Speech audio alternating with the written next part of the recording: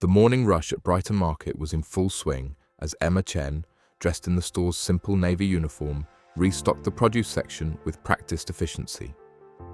At 32, Emma was petite, but carried herself with quiet confidence, her dark hair pulled back in a practical ponytail. The fluorescent lights reflected off the polished floor as customers navigated their carts through the aisles of the upscale Boston supermarket. Emma had been working the floor for 3 weeks now, carefully observing the operations of the store, making mental notes, and occasionally jotting observations in a small notebook she kept in her pocket. Few of her co-workers knew that Emma held an MBA from Wharton and had recently inherited her grandfather's substantial business holdings, including the Brighton Market chain. Determined to understand every aspect of the business from the ground up, Emma had convinced her executive team to let her work incognito across various store locations. "Miss, where can I find the organic quinoa?" The sharp voice cut through Emma's thoughts. She turned to see a tall man in his 40s wearing an immaculately tailored charcoal suit. His steel-rimmed glasses framed cold blue eyes that barely registered her presence as he checked his expensive watch. "It's in aisle 7, sir, with our other specialty grains," Emma replied with a professional smile. The man, Richard Harrington, though Emma didn't know his name yet, sighed with exaggerated impatience. "I've already checked there. Perhaps you should actually verify before giving directions." His Boston accent carried traces of old money and privilege. Emma maintained her composure. "I'd be happy to show you personally. We recently reorganized some sections." "I don't have time for this," Richard snapped, pulling out his phone. "Some of us have actual careers and important meetings to get to." Several customers nearby glanced over uncomfortably at his raised voice. "Sir, I understand you're in a hurry. Let me help you find what you need quickly," Emma said evenly. "Listen," he said, leaning in to read her name tag, Emma. "I bill at $850 an hour as a partner at Harrington and Wallace. Every minute I waste searching for quinoa in this place is quite literally costing someone money. So it's either be useful or find someone who can be..." Emma felt the sting of his words, but maintained her professional demeanor. "Follow me, sir." She led him to a special display at the end of aisle 7, where the organic products were featured. "Here you are, sir. We have several varieties." Richard grabbed a package without thanking her and turned to leave, but not before muttering, "Perhaps if you had applied yourself more in life, you wouldn't be approaching middle-aged stocking shelves." As he walked away, Emma noticed him dropping his receipt on the floor after checking out. She picked it up, not out of spite, but because she genuinely disliked litter in her stores. Later that evening, as Emma sat in her spacious office in downtown Boston, she examined reports from Brighton Market's various locations. The door opened, and her assistant Marcus entered with a fresh cup of tea. "How was day 17 of your undercover boss adventure?" he asked with a smile. Emma recounted her interaction with the rude customer, still bothered by the unnecessarily cruel comment. "Some people just need to feel superior," Marcus said sympathetically. "It's not the rudeness that bothers me so much," Emma replied. "It's the assumption that my worth as a person is somehow tied to my job title." She toyed with the pen on her desk. "My grandfather started as a grocery clerk before building this whole company. He taught me that dignity isn't found in status." Marcus nodded. "Speaking of your grandfather's legacy, the acquisition team meeting is tomorrow at 9 a.m. Cornerstone Properties is sending their legal team to finalize the downtown development deal." Emma nodded, putting aside thoughts of the unpleasant encounter. "Thank you, Marcus. I'll review the contracts tonight." Little did she know that her path would soon cross again with Richard Harrington in circumstances neither of them could anticipate. The Cornerstone Properties conference room featured floor-to-ceiling windows overlooking Boston Harbor, the morning sun glinting off the water. Emma sat at the head of the massive oak table, now dressed in a tailored navy suit that spoke of understated wealth. Her hair was elegantly styled and a pair of simple pearl earrings, her grandfather's gift when she graduated business school, completed her professional appearance. Around the table sat her executive team, her CFO, Patricia Wong, her chief counsel, David Abernathy, and 3 other senior executives. They were discussing final points before the Cornerstone legal team arrived for the signing of a $340 million development contract, the largest deal Emma had overseen since inheriting Chen Enterprises from her grandfather 6 months ago. "They're here," announced the receptionist, opening the door to admit the Cornerstone team. Emma rose to greet them, but froze momentarily when she recognized the lead attorney walking through the door, Richard Harrington, the rude customer from Brighton Market. If Richard recognized her, he showed no sign of it as introductions were made around the table. The Cornerstone CEO, Walter Montgomery, performed the introductions. "And this is Richard Harrington, our chief counsel and the best real estate attorney in Boston," Walter said, with obvious pride. Richard shook hands firmly with each person until he reached Emma. "Emma Chen, CEO of Chen Enterprises," she said, meeting his gaze directly. A flicker of confusion crossed his face as he tried to place where he might have seen her before, but it passed quickly. Pleasure to meet you, Ms. Chen." The meeting proceeded professionally as both teams reviewed the contract terms. Emma was articulate and commanding, demonstrating impressive knowledge of both the business and legal aspects of the deal. Occasionally, she noticed Richard studying her with growing confusion. During a discussion about property zoning requirements, Richard attempted to explain a clause in condescending terms. "Ms. Chen, if I may clarify this section for you." "Thank you, Mr. Harrington," Emma interrupted smoothly. "But I'm quite familiar with Boston's updated zoning regulations, including the amendments from last quarter. In fact," she continued, referencing specific legal precedents that affected their contract, "the Winstead case established that these easements must be explicitly defined." Richard looked surprised, clearly not expecting this level of expertise. "I'm impressed, Ms. Chen. Most executives leave the legal details to their attorneys." "My grandfather believed in understanding every aspect of the business," Emma replied, "including its legal foundations."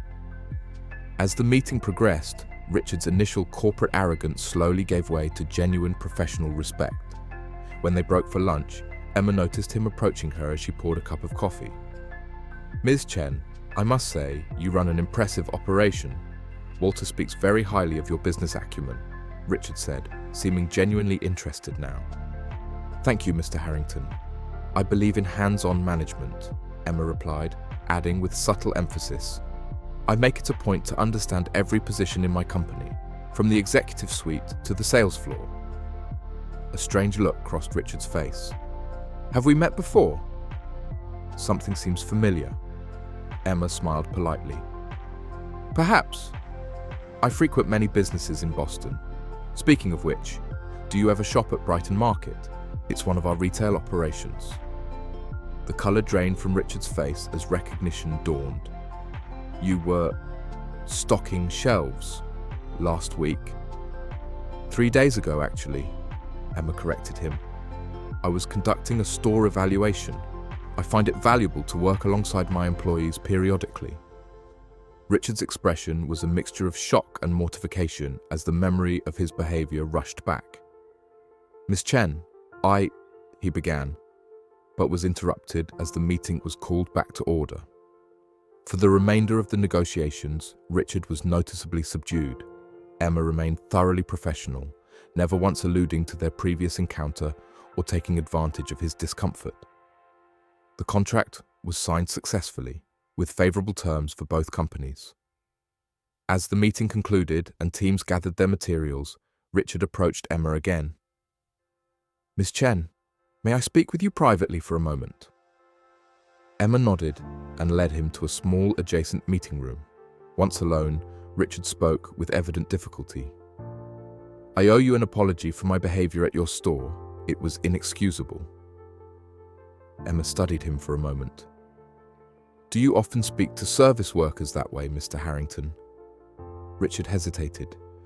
I'd like to say no, but honestly, I've never thought about it much. That day, I was running late for court, but that's no excuse." "No, it isn't," Emma agreed. "But I appreciate your honesty." Richard looked genuinely troubled.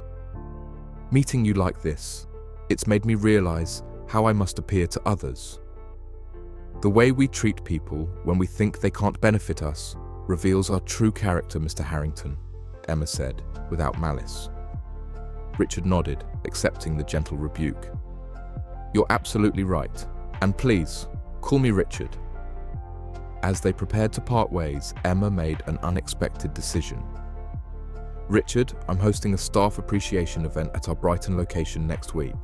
I'd like to invite you to attend, not as an attorney, but as a guest who might learn something valuable. Richard looked surprised, but nodded. I'd be honored, Miss Chen. Emma, she corrected, and I'll see you next Thursday at 7 p.m.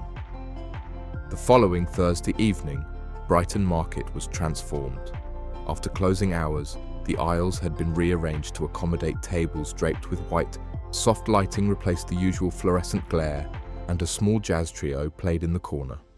The store's employees, from managers to cashiers to stockers, mingled with corporate executives and key business partners of Chen Enterprises.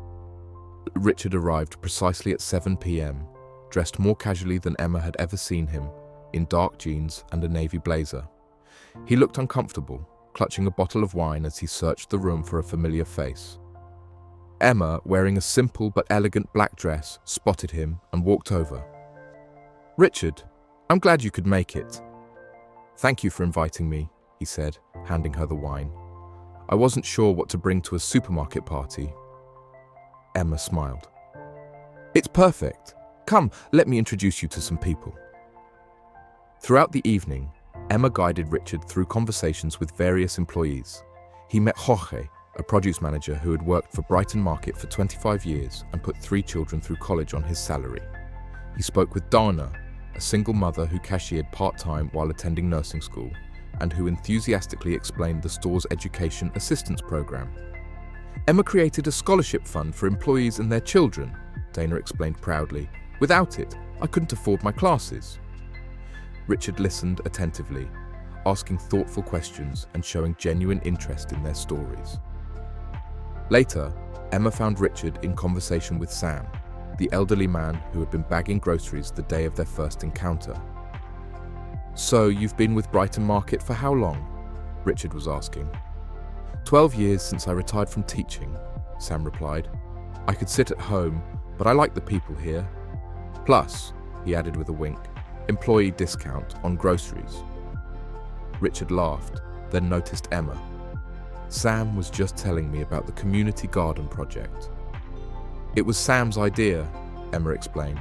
He convinced my grandfather to donate that vacant lot behind the store. Now it provides fresh produce for our prepared food section and the local food bank. As the evening progressed, Emma observed Richard becoming increasingly engaged with the employees, his initial awkwardness replaced by genuine connection. When the formal part of the evening ended and people began to depart, Richard helped the staff clean up without being asked. Emma found him stacking chairs alongside Jorge. You don't have to do that, you know, she said. Richard looked up. I know. I want to help. He finished stacking the chair he was holding. I've never been to an event like this before. Like what? Emma asked. Where executives and hourly workers celebrate together as equals, Richard explained. At my firm, the partners barely know the names of our support staff. We have holiday parties, but they're segregated by position. They walked outside into the cool night air. The parking lot was nearly empty now. Can I ask you something? Richard said as they stood beside his car. Why did you invite me tonight? Was it to teach me a lesson about how I treated you? Emma considered his question. Partly, yes, she admitted, but also because I saw something in you that day in the store. What could you possibly have seen besides arrogance? Richard asked skeptically. Unhappiness, Emma said simply. I recognized it because I've seen it in many successful people, including myself at times. The kind that comes when you've achieved everything you thought you wanted, only to discover it wasn't what you needed. Richard was silent for a long moment. You're very perceptive, he finally said. The day we met, I had just won a major case that morning. I should have been celebrating, but instead I found myself irritated by something as trivial as quinoa placement. Success without fulfillment is a hollow achievement, Emma said. My grandfather used to say that. Your grandfather sounds like a wise man. He was, Emma agreed. He built this company from nothing, but he never forgot what it was like to work the register or mop the floors. That's why he insisted that every executive, including family members, spend time working every position in the company. As they prepared to part ways, Richard said, "Thank you for tonight, Emma. It's given me a lot to think about." "I'm glad," Emma replied. "Perhaps it's the beginning of a different perspective." Driving home that night, Richard found himself reflecting on his interactions with the Brighton Market employees, people he would have previously dismissed without a second thought. For the first time in years, he felt something shift within him, a quiet discomfort with the person he had become and a curiosity about who he might be instead. 3 months later, on a crisp autumn morning, Emma walked through the doors of Brighton Market for her quarterly store visit. This time, she wasn't in uniform, but dressed professionally, greeted by name by employees who knew her as their CEO. As she toured the store with the manager, discussing recent improvements and employee concerns, she was surprised to see a familiar figure in the community meeting room at the back of the store. Richard Harrington sat at a table with 3 other people, engaged in what appeared to be a serious conversation. "What's going on there?" Emma asked the manager. "Oh, that's the pro bono legal clinic," the manager explained. "It's been running for about 2 months now. Every Saturday morning, volunteer attorneys help people with legal issues, tenants' rights, immigration paperwork, that sort of thing. It's been really popular with the community." Intrigued, Emma waited until the session ended before approaching Richard as he packed up his materials. "This is unexpected," she said. Richard looked up, surprised but pleased to see her. "Emma, I was planning to call you next week. About this?" She gestured to the legal materials. Richard nodded. "After that staff appreciation event, I couldn't stop thinking about what you said about success without fulfillment. I realized I've spent my entire career helping wealthy clients become wealthier, and myself along with them." He paused. It didn't feel like enough anymore. "So you started a legal clinic in my supermarket?" Emma asked, amused. "I approached your community outreach director with the idea," Richard explained. "We're using the space during off hours. It started with just me, but now there are 6 attorneys from my firm participating regularly." They walked together toward the front of the store, passing employees who greeted them both by name. "Yeah. And how is the experience?" Emma asked. Richard's face lit up with an enthusiasm she hadn't seen before. "It's the most rewarding work I've done in years. Last week, I helped elderly couples save their home from foreclosure due to predatory lending practices. The look on their faces when I told them they could stay." He shook his head. No corporate victory has ever felt that meaningful. They stopped near the entrance, where sunlight streamed through the windows. "You know," Richard said, "I keep thinking about how different things might be if I hadn't been so rude to you that day. We probably never would have had that conversation after the contract signing." "Sometimes our worst moments lead to our best changes," Emma observed. Richard nodded thoughtfully. "I've been thinking about making a bigger change actually, starting my own practice focused on community legal services and fair housing. It would mean a significant pay cut, but maybe some things are worth more than money," Emma finished for him. "Exactly." Richard smiled. "Actually, that's what I wanted to talk to you about. Chen Enterprises has a foundation arm, right? I was hoping to discuss potential funding for expanding this legal clinic model to other neighborhoods." Emma smiled. "I'd be happy to have that conversation. Why don't you come by my office next week? We can discuss it over lunch." As they said goodbye, Emma watched Richard greet the produce manager by name on his way out. She thought about the journey they'd both taken since their first encounter, how a moment of humiliation had transformed into something unexpected and valuable for them both. Later that day, Emma called her assistant from her car. "Marcus, can you schedule a lunch meeting with Richard Harrington next week and add an item to our next Foundation board meeting? I want to discuss funding for neighborhood legal clinics. The lawyer who was rude to you, Marcus asked, surprised. You're having lunch with him now? Emma smiled as she drove past the site of their downtown development project, where construction had already begun. People can surprise you when you give them the chance to be better than their worst moment, she said. Is this another lesson from your grandfather? Marcus asked. No, Emma replied. This one I learned on my own.